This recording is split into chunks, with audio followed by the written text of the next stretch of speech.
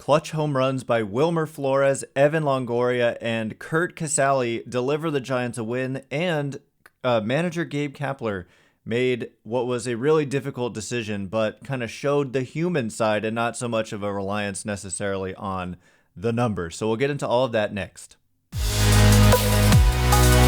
You are Locked On Giants, your daily San Francisco Giants podcast, part of the Locked On Podcast Network, your team every day.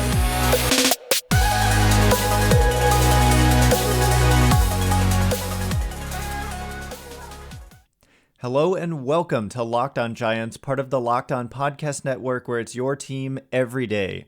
My name is Ben Kaspick, and on the show we provide daily episodes Monday through Friday, talking about the San Francisco Giants in a way that's data-driven and rational, but also simple, passionate, and accessible to all.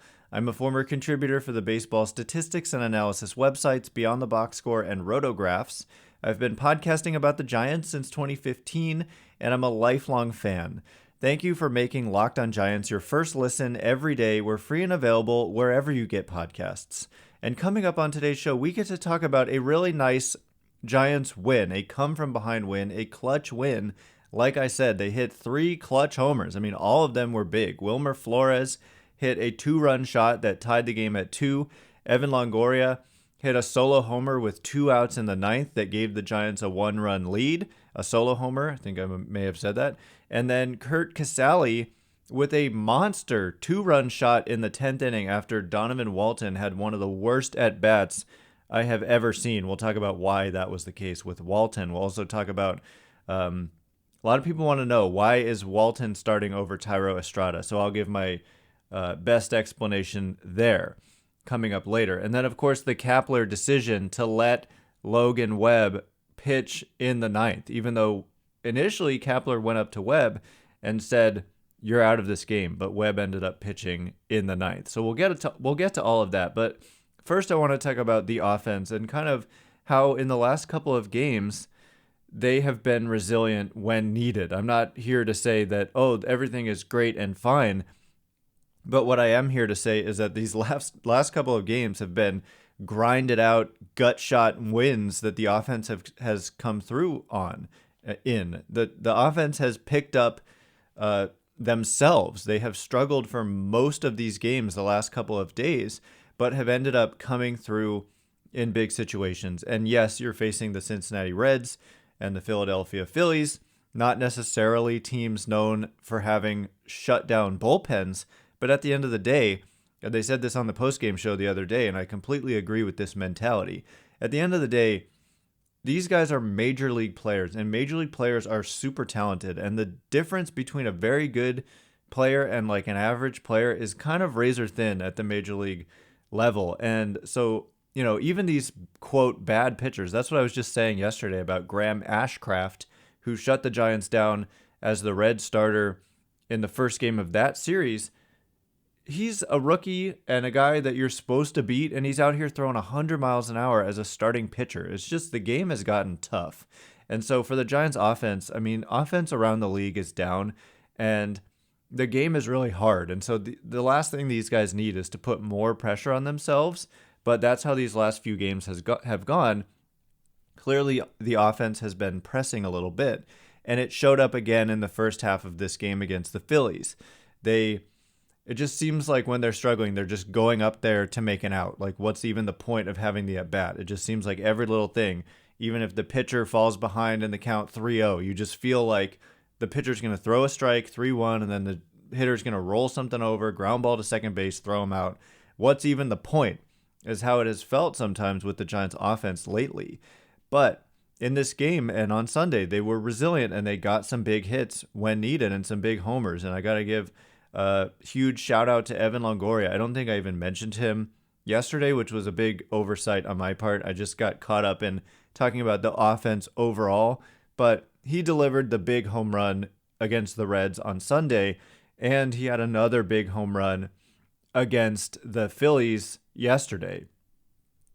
So on the season now, Evan Longoria has hit 5 home runs, and they've all come in recent games, and he's got a 131 weighted runs created plus overall. So he's been significantly better than average in this brief little sample. I mean, he has now come to the plate 56 times this year, but he obviously missed much of the year with that injury. But also the defense. I mean, we saw that the third base position, when they had like Kevin Padlo going out there, it was problematic. And they have, when Wilmer Flores has been there, it's just not, you definitely notice. And defense has been an issue for the Giants. So if Longoria can hit, he is a good defender at third base. He's a calming presence, right? When he's not, he doesn't get too excited over there. I think Kevin Padlo, no offense, I'm not trying to prejudge his whole career, but he looked a little overwhelmed playing third base. And I don't want to see that from my defenders. I want to see them relaxed and comfortable. And that's how Longoria is. It's how Crawford is. And it's nice to see. And so for Longoria, I think most, if not all, of these home runs have come against right-handed pitching, at least the last couple. In Cincinnati, the big home run that gave them the lead in the 8th inning with 2 outs, and they were trailing. So that was a monster in terms of the importance of it, home run. And then this home run in the 9th inning to give the Giants a lead, they needed it because Kyle Schwarber went out there and led off the 9th inning on the Phillies side with a home run that could have won the game if the game had been tied, but instead it tied the game. And again, we'll talk about that decision to let Logan Webb pitch the 9th, even though Kappler had already gone up to him and shaken his hand and said, "You're out of this game," but Webb ended up pitching. So we'll get into that. But just want to give a shout to Evan Longoria. He has overall done a nice job. The thing is, he's struck out 34% of the time. That's too high, and it's kind of a small sample thing. I would expect to come down. And the walk rate is just 3.6%, which is too low. And hopefully it's something that goes up. Last year, in the brief sample of the season for him, he only played in 81 games. It's a significant sample. It was almost 300 plate appearances, but it was a walk rate that was literally the best of his entire career. And when I look at the outside the zone swing rate, the percentage of pitches that are outside the strike zone that are swung at by this player, last year for Longoria, it was a career low. And so I want to see that continue. So far we have not, but the power output is more than encouraging. So if he can combine hitting for power with continuing to show improved plate discipline, that is a big deal, and with the defense, which this team desperately needs. So he really could be an important part of this team moving forward. And of course, Curt Casali, I mean, what can we say about him as well?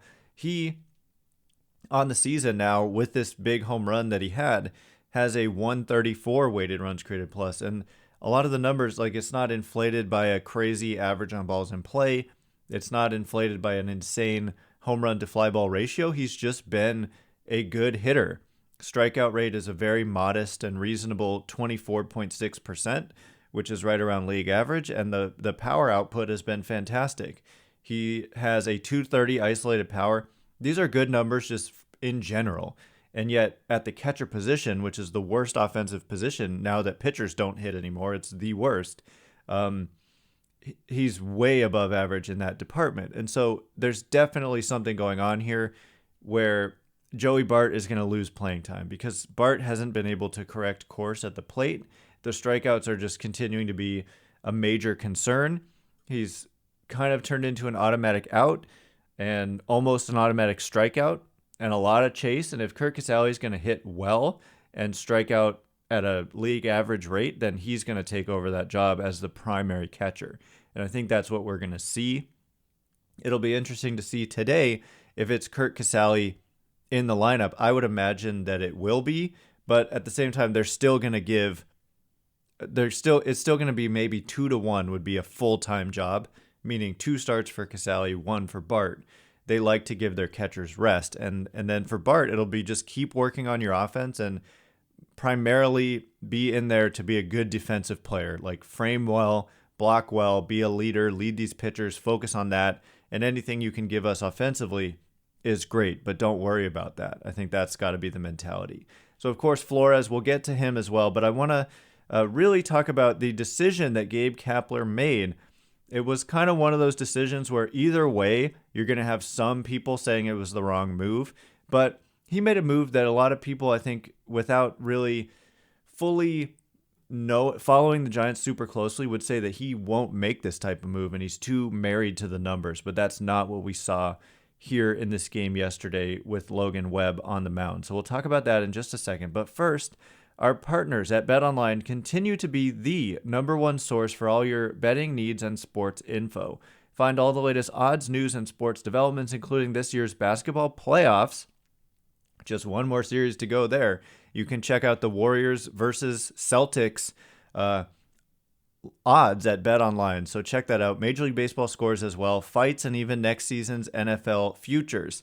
BetOnline is your continued source for all your sporting wagering information, from live betting to playoffs, esports, and more. Head to the website today or use your mobile device to learn more about the trends in action. I know on our Twitter account for the Locked On Network, we were putting out the odds for Finals MVP, so you can check that out as well. So BetOnline is where the game starts.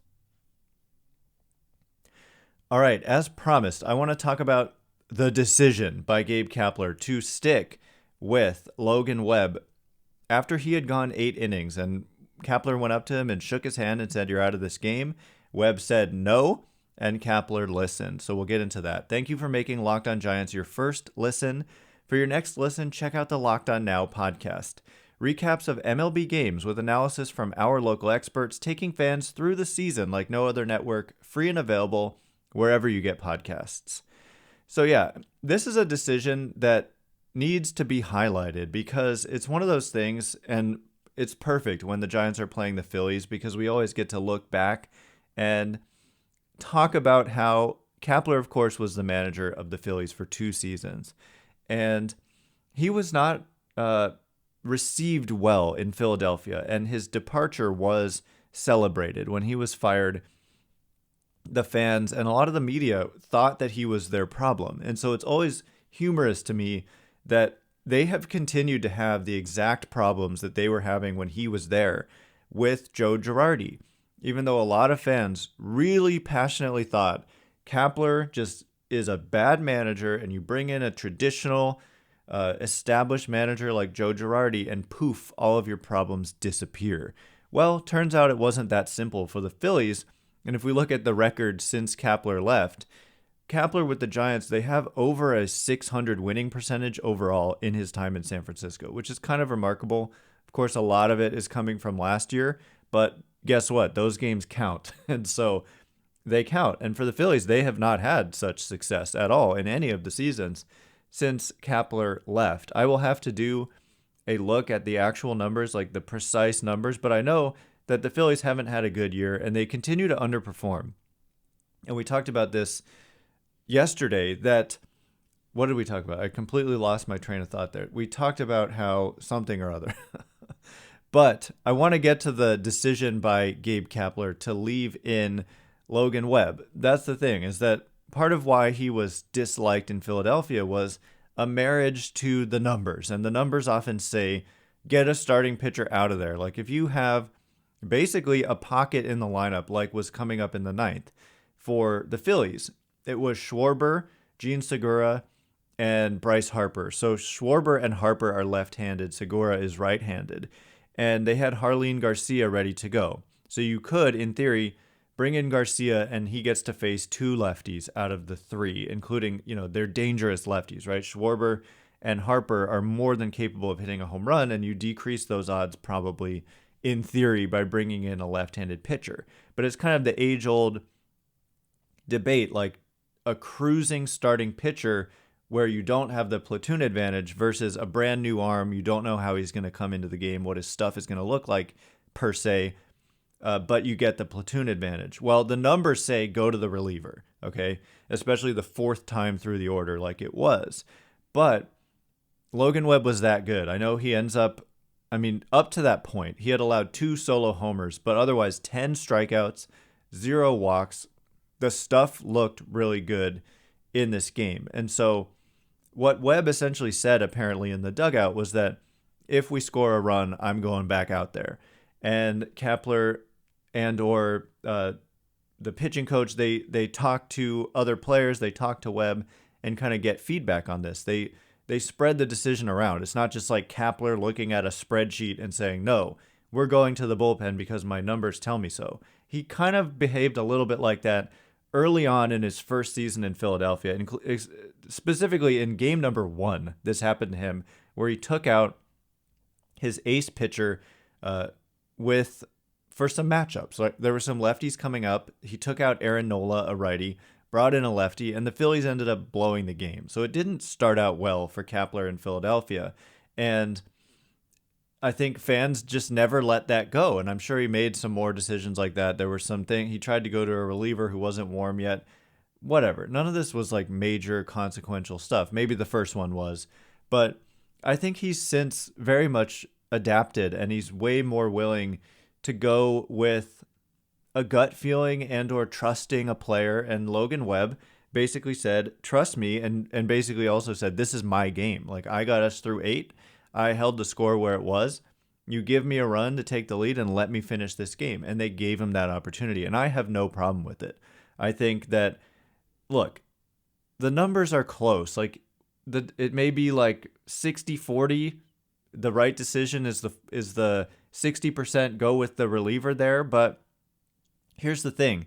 In baseball, you can put yourself in the right position, but that doesn't mean it's going to work out, especially these things. This is like a big sample thing, and it kind of just depends. And Logan Webb very easily could have got through that inning, and the numbers are there, though. I mean, if you look at the numbers and you look at like 4th time through the order, the thing, though, is that if you look at 3rd time through the order, often the numbers are bad, but 4th time through, they actually get better. And it's usually because if you're making it to a 4th time through, you have that kind of dominant stuff, I guess.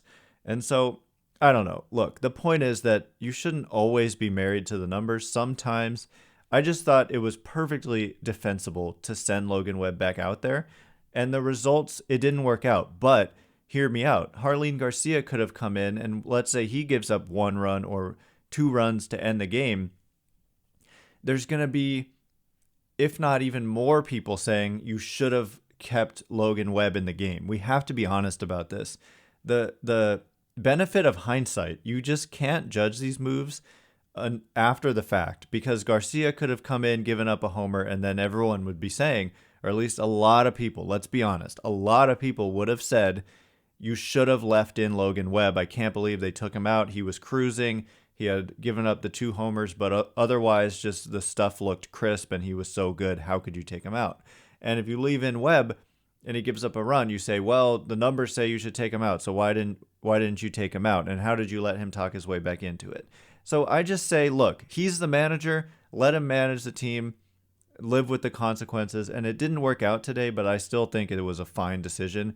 And then, yeah, you get him out there immediately after he gives up the homer, and then Dom Leone comes in and holds the line, and then boom, we go extra innings. So coming up next, I want to talk about what happened in extra innings. There was a particularly bad at bat by Donovan Walton leading off that 10th inning. I hate to bury a guy and kick a guy when he's down, but it was that bad of an at bat.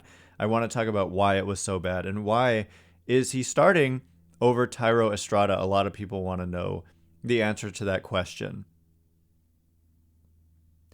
All right, as promised, we're going to talk about a particularly bad at bat by Donovan Walton. Again, I hate to kick a guy while he's down, but it was so bad that, thankfully the Giants won, and that's part of why it was such a big home run by Curt Casali to pick up Logan Webb for giving up that homer, to pick up Donovan Walton for having such a bad at bat, to lead off that 10th inning. So what was so bad about it? Oh, by the way, also Curt Casali, when Dom Leone was out there, threw out a would-be base stealer, Roman Quinn, who's really fast. And so that was a huge... Curt Casali just had a great game and is clearly bypassed Joey Bart on the depth chart, in my opinion. And I think we'll see the playing time reflected there.